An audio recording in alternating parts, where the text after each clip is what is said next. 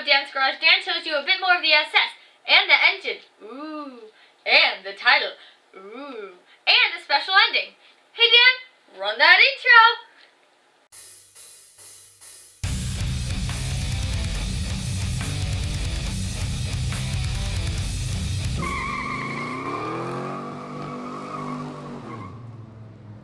Hey Gearheads, thanks for tuning in.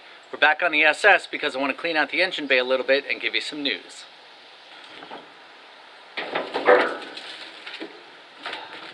Want to clean this out a little bit and also want to see if that engine is going to spin and see if it's freed up at all.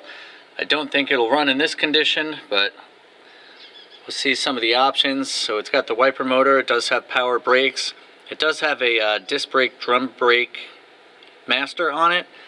It does not have discs on it at the moment. It does have drums, but the drums aren't even on it right now. It's just got backing plates, so somebody must have swapped out the front end. As you can see, there's no inner fender wells. There's nothing in the rad support, so no radiator, no hoses or belts or anything like that. So the story with this one, as I recall, Willie told me that he had this car originally. It was a fully complete SS, all original car. He gave it to his son, and his son drove it, but he's not sure if his son had the title in his name or his friend's name, and then somebody crashed it. That's why it's got the yellow front end on it. But the white parts are the original parts of the car, and from what I can tell, that's the original engine, and everything else in it should be original, but of course it's been, left laying around like the rest of these cars. So let's see what the engine looks like once we get all that crap off of it. Can I say crap on TV? Yeah, I can say crap. Let's get this crap cleaned out. So I did get a hood latch from my buddy, so we'll have to get this in here somewhere, somehow. Hopefully it'll help hold that hood down when it's moving. You have some brackets here from an alternator. Of course, somebody has taken that off. Wiring is here. It's kind of wrapped around everything. There's an old regulator, which I don't know if that's going to be worth anything. Got a fan stuck in here. It's wrapped around this harness. So that fan is going to be the original fan. It does have a spacer on it. Let's figure out where all these wires are going.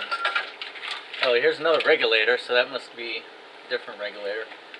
And we got some bulbs here. So this is the front harness. We do have a coil wire on here. Not going to need that. We do have a coil. We don't have a distributor cap though. Does still have the original point system.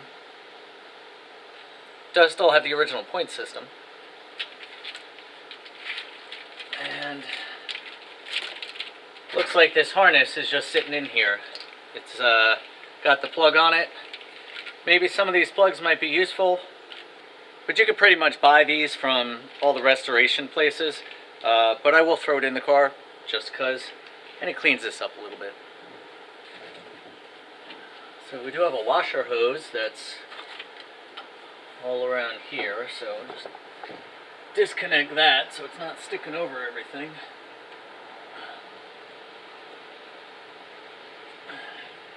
There we go.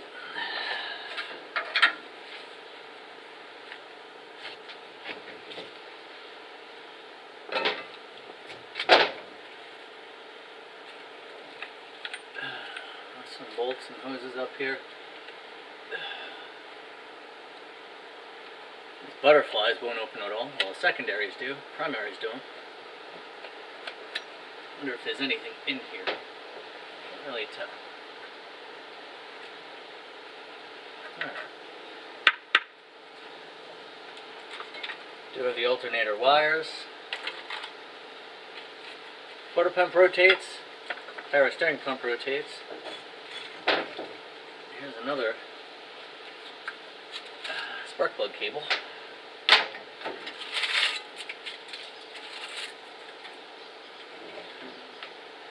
So I guess pretty much the only other thing to do is to see if that crank's going to rotate. So I guess I'll just grab it and see. I don't know if I'll be strong enough to see if it'll rotate. Nope, doesn't feel like it. You put a breaker bar on it and see if that does anything. I know that's not the best way to rotate an engine, but let's just see if anything will happen. Alright, let's put this on and see if it'll move at all.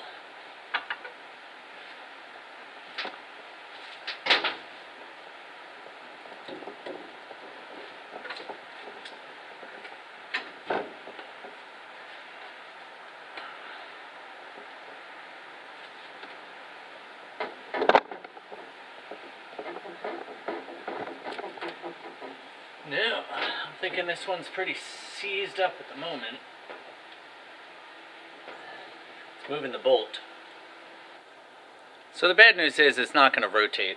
The good news is it is the original engine. So we know that if somebody takes this engine out, cleans it up a little bit like we did that Buick engine, which will be another episode coming up soon on that, we know this thing will probably rotate. If it's not rebuilt, which it's probably not, it'd be a great engine for this car to come back to life with, if somebody wanted to have an all-original SS. Of course, you could drop an LS or LT or something like that, which is probably what most people are going to do with these things, but either way they come back to life, that's what we want to see.